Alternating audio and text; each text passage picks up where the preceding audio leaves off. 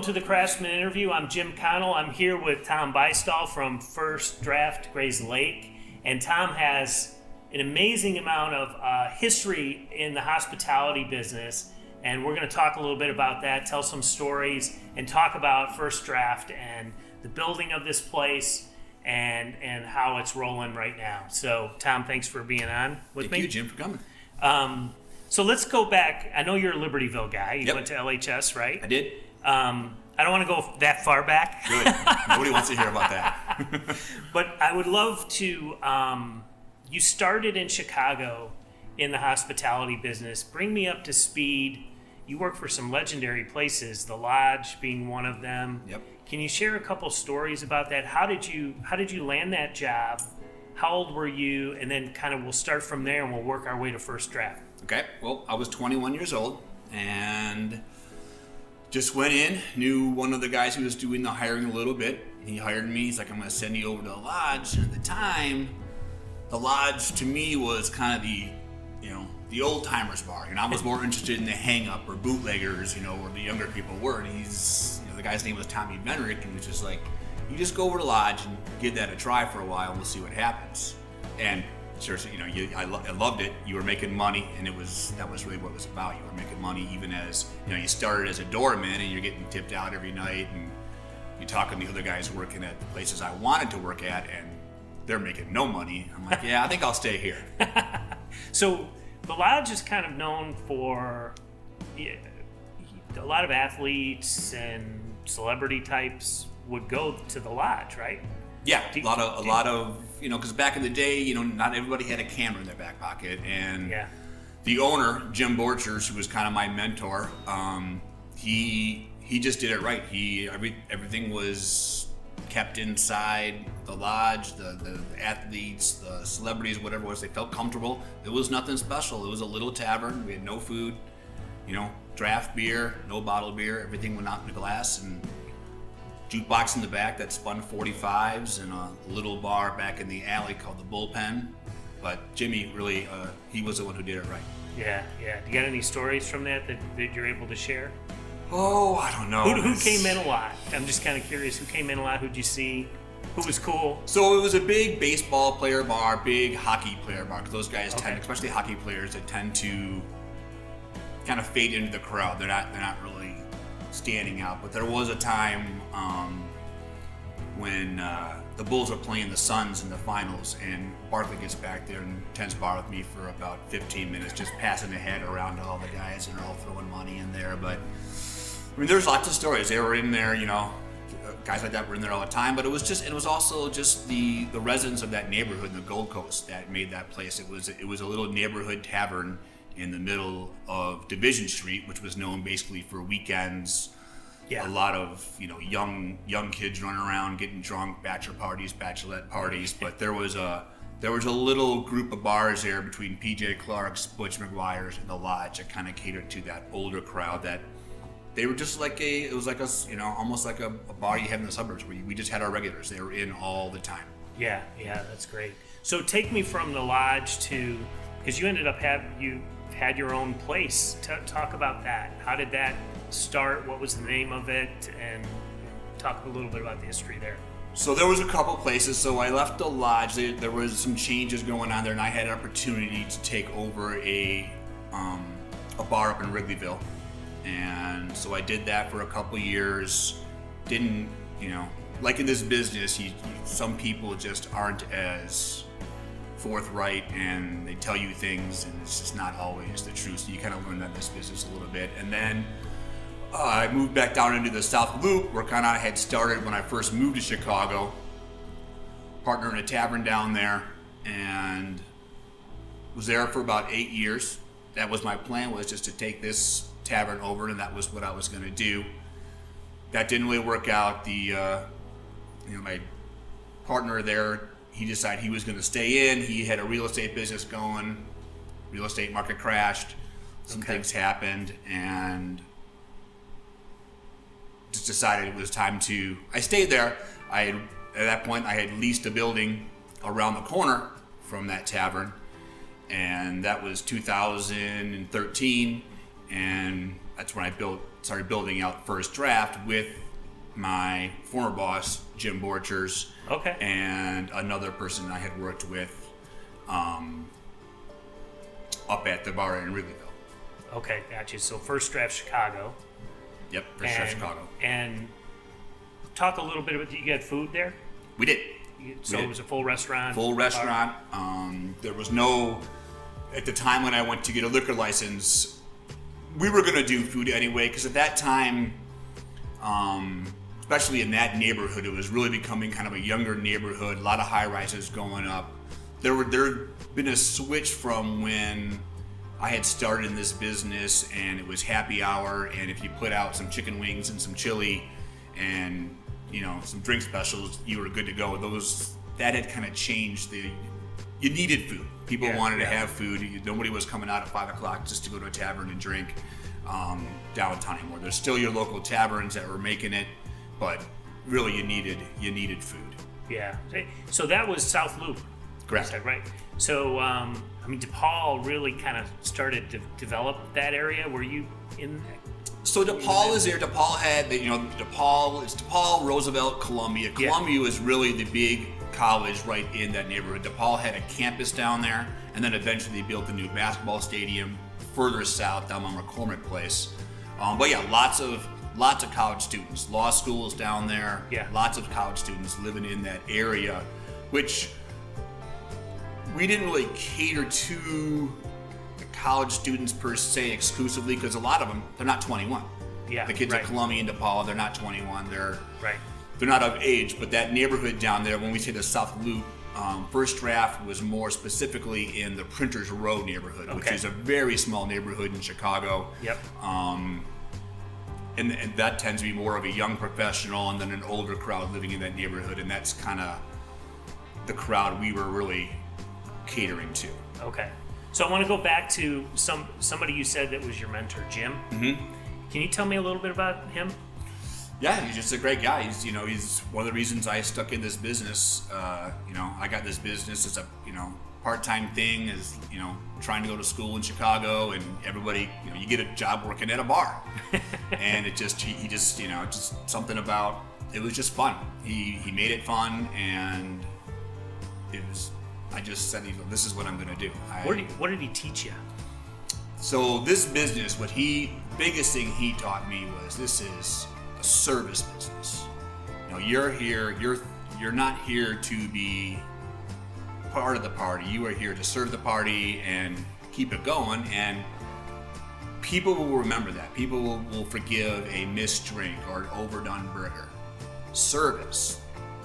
It's just you either can do it or you can't do it, and some people just can't do it, and that is the difference between restaurants that do really well and others that just are sliding by, or the ones that just open and fail completely because just the service is it's wrong. This is the most important part. This is the service business. You can get Jack Daniel's taste exactly the same at every restaurant you go to. It's about how it's presented and how the staff carries himself, and it's hello, goodbye, thank you, remembering people's names, remembering what they drank, making a reason for people to want to come there.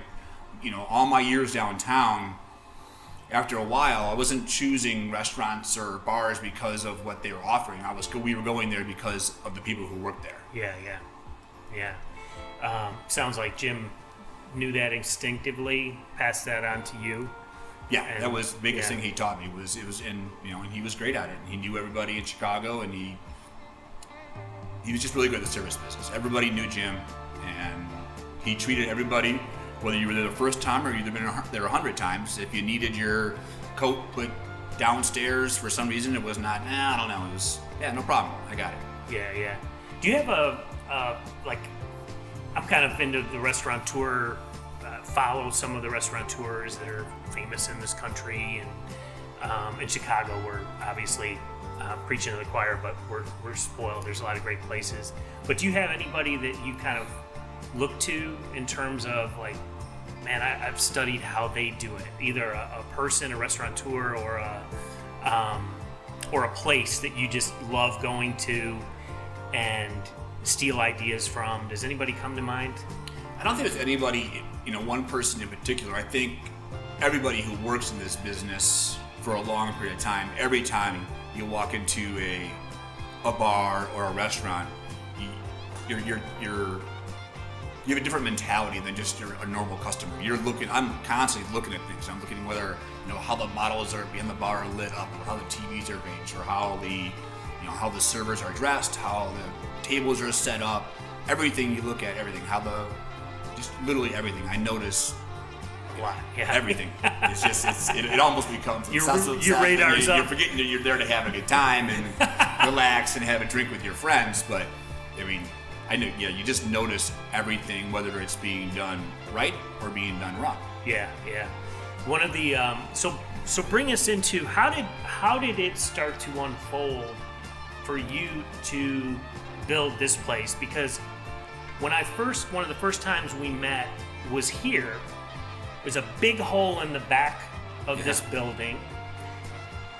Everything was pretty much stripped to the bone. We were downstairs in your office with literally like hanging lights that you get, in the garage for underneath the car or whatever. Yeah, nice office. And so a couple years go by, you guys are doing the build out on this. I was following it and tracking it. But tell me a little bit about the genesis of why Grayslake, why this building, and then we can talk a little bit about the design and that sort of thing. Okay. Well, and I moved back, so I'm from Libertyville. My wife and I moved back here the fall of 2016 after we had a son. We decided, we did not want to raise him in the city for various reasons. And I'm like, okay, let's just, I'm going to go back home where I have all my friends here. My parents were here. My wife is from Lincoln, Nebraska, so we weren't going there. So we decided to come up here. And we would go out occasionally, with our friends, and we'd be hanging out in downtown Grayslake, and the restaurants were busy. And it seemed like, didn't matter if it was a Tuesday night or a Friday night, or February or June, it seemed like during that dinner time, there was a wait at the places we were going to. So I started talking, my one partner here, Bill Lesser, he had the lot where we put our East End edition on, and he had always talked about doing something. And then when I moved home, he's like, we should do this, but I still had First Draft in Chicago. Okay. It wasn't something that we were thinking about doing right away. But then as I stayed here for another year, about a year went by, and in the late winter of 17, early spring of 18, we decided, okay, let's do this. And we were able to buy this building that we're sitting in now. Mm-hmm. Billy already had the lot right there, and we began to work with the village. So we were going to need some more space, and we just started working on. Billy had already had a lot of the design on the outside because he had thought about it years ago. He had an architect draw up some drawings. We made some changes to it. We put an addition in the back. We put a full basement in. And just away we went. We started, spring or the fall of 18, and we just kind of started just going at it. Full throttle. Yeah, we had a lot of friends who were electricians and plumbers and roofers, and all the contractors were great. They kind of worked at us. We never, we just worked at it every day, and there were a lot of bumps in the road. It took us a lot longer than we thought. There was some underground storage tanks. There was the really bad winter of 19 where it was just ice everywhere. We had the steel up, then it was just ice all winter. So it basically stopped construction for about 4 months. But we just hung with it every day, and eventually, we got it done. We were able to open in July of this past year during, obviously, just one of the worst times to open up a restaurant. But we did. We got it open. It was great, and now we sit here again in December, and we're kind of back to where everybody was before we opened back in March. Yeah. So, as you were designing, because I love the design of this place, you guys just killed it. I mean, it's a gorgeous space. Thank you. You've got barnwood. You've got brick, exposed brick. You've got a tile tin. Is that like a tin ceiling? Yep. tile, which is so cool. The flooring is amazing. The wood in the bars, the chairs, everything here, and then upstairs when you go to the patio and everything, that design with the overhead pergola or whatever. Pergola, yep. Yeah, it's really it's really great. So I want to talk about the tables for a minute, because I love the fact that you were talking about service and service being primary, and I agree with you too. By the way, I don't go to places necessarily because of their offerings. I go because of who's there, and how they serve you.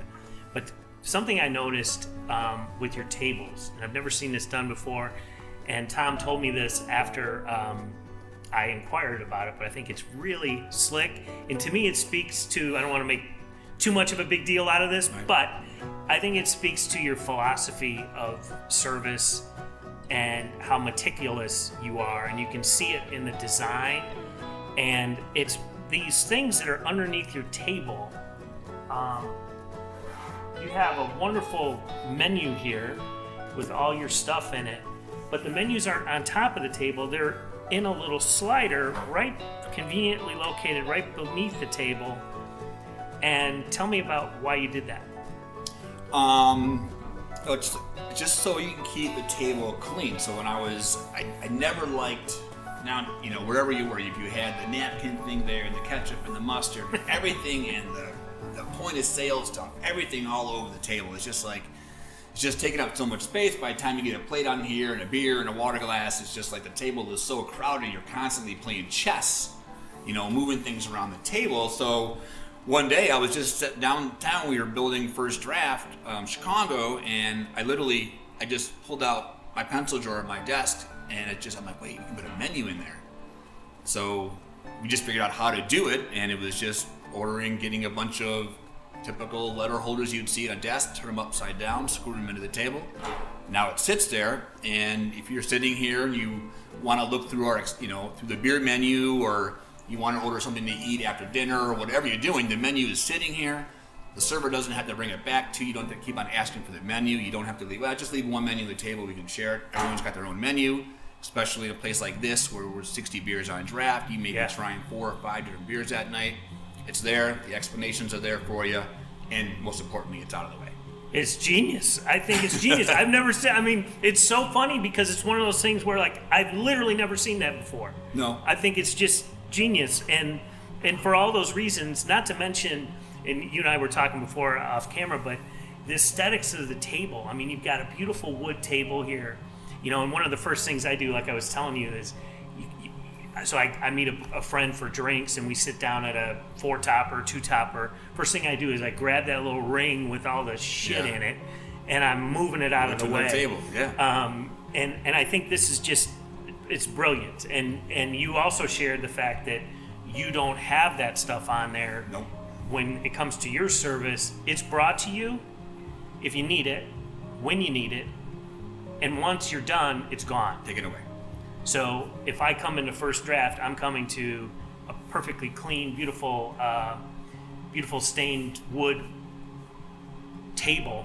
I've got my menu right here, and off to the races we go. It's subtle, but I think it's brilliant. So anyway, I get a kick out of that kind of stuff. Thank you. Yeah, that stuff shouldn't be there forever. Because people don't, they have laptops or they have phones. Everyone's got something with them. It's just, the space should just be open, just like you're sitting there, so you can just enjoy the company and not have all this stuff all over the place. Yeah.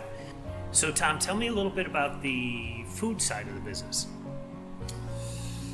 Well, like I said earlier, the food side is, it's what gets people into the bar, because there are people, you need to feed people, and so it's the hardest part of this business. The kitchens are hard, and until you get and it takes a while, because people are in and out of kitchens. You lose staff, you add staff, you're changing things. It's, without question, it's the hardest part.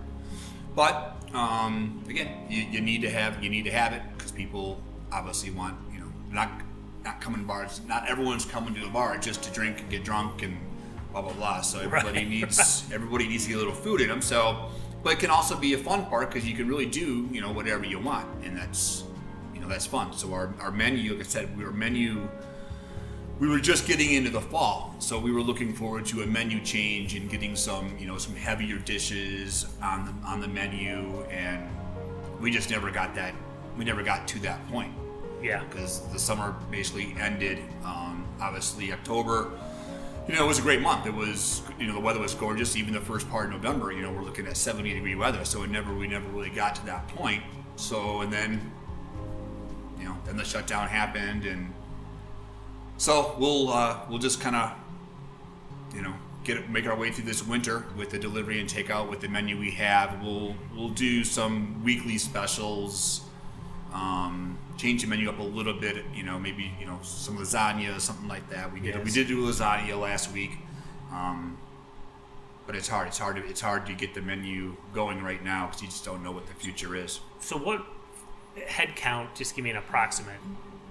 You were fully. You had turned the place on. Mm-hmm. How many people did you have working? We were close to 80. Okay, so 80. And now how many do you have today? We're down to less than 15. Wow. But that number was going to change. That number would have come down anyway with the winter time, as the patios close. Okay, yeah, and stuff, true. And other things happen. It's not as busy in the winter time. But yeah, no, the staff is taking a huge. They're taking a huge hit. We're trying to keep as many of our employees employed that rely on this as their job. We had a lot of people who worked here, whether they were students or it was, a lot of the staff had other full-time jobs, but they kept this as a side job 1 or 2 days a week. So we've just tried to keep the people who rely on this as their income working as much as possible. Yeah, that's a good thing. So let's put COVID to the side. You've got, Just yeah. You have any? Can we get a beer going here? Yeah. So let's just set COVID to the side because we could go on and on about that, and it's all been covered in terms of just how bad it sucks. Talk a little bit about the event side of the business. Let's assume everybody's good going forward. What kind of events can you have here? What have you built this for? Well, we can do a lot of things in here. It's a big space. So this summer we had some private parties upstairs in the dining room on the second floor. This summer we'll get into more, we could have, some live music going on. It wouldn't be, live music like people think with drum kits and everything, a couple of guys playing guitar. Yeah. You could do one on the deck upstairs, one downstairs. You could really have 3 different rooms going here at one time. You could have the bar room going, you could have a party going on upstairs, and then you could have outdoor space doing something completely different. It's a unique building, and that's kind of how we built it. Yeah. To operate at multiple events going on at one time, not necessarily events, but regular bar stuff going on, and then you could have a couple events going on in the other spaces of the bar. Okay, got it. So Tom, thanks so much for your time. I wish you guys all the best. It's a beautiful space here. You've got an enormous amount of flexibility, and then you've got sort of the roots of what I love. I just love bars. I like to sit on a bar stool, talk to my friend, solve the world's problems, and you've got just a fabulous atmosphere here. So kudos to you guys on the design. We're going to get beyond this COVID stuff, and I look forward to it, and I look forward to coming in when it's jam-packed and we can share a beer together and catch up. So thanks so much, man. You're welcome, Jim. I appreciate you guys coming by. All right. Thanks, man. Yep, thank you. All right. That's a wrap, boys.